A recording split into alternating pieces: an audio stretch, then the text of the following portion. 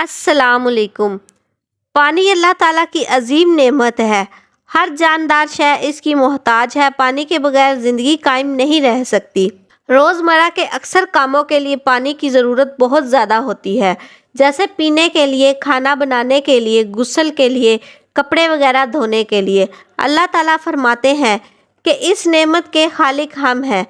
تمہارے بس کی بات نہیں تھی کہ تم پانی کا اتنا وسیع انتظام کر سکتے۔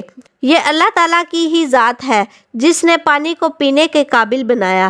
اگر پانی کڑوا ہوتا یا نمکین ہوتا تو اس کا پینا ممکن نہیں تھا۔ پانی اللہ تعالیٰ کی ایسی نعمت ہے کہ اس پر انسان اللہ تعالیٰ کا جس قدر شکر ادا کرے کم ہے۔ ہمیں پانی کو کسی صورت بھی ضائع نہیں کرنا چاہیے۔ نبی اکرم صلی اللہ علیہ وآلہ وسلم نے ہمیں زندگی بسر کرنے کا جو ادب سکھایا ہے، اس کے مطابق ہمیں اللہ تعالیٰ کی نعمتوں سے فائدہ ضرور اٹھانا چاہیے اور ان کو ضائع نہیں کرنا چاہیے۔ نبی اکرم صلی اللہ علیہ وآلہ وسلم وضو اور غسل کے لیے ضرورت کے مطابق پانی استعمال کرتے۔ ایک مرتبہ حضرت سعد رضی اللہ تعالیٰ عنہ وضو کر رہے تھے۔ آپ رضی اللہ تعالیٰ عنہ کا وہاں سے گزر ہوا تو آپ نے فرمایا، اے سعد اسراف کرو۔ حضرت سعد نے عرض کیا، اے اللہ کے رسول، کیا وضو میں بھی ہے؟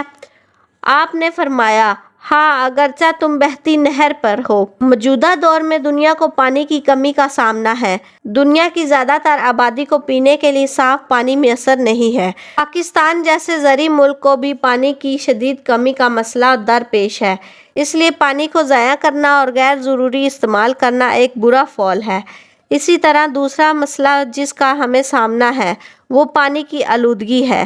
ہمیں گندی چیزیں پانی میں نہیں پھینکنی چاہیے اور دریاؤں میں شہروں کا گندا پانی ڈالنے کی وجہ سے بیشتر جگہوں کا پانی آلودہ ہو چکا ہے۔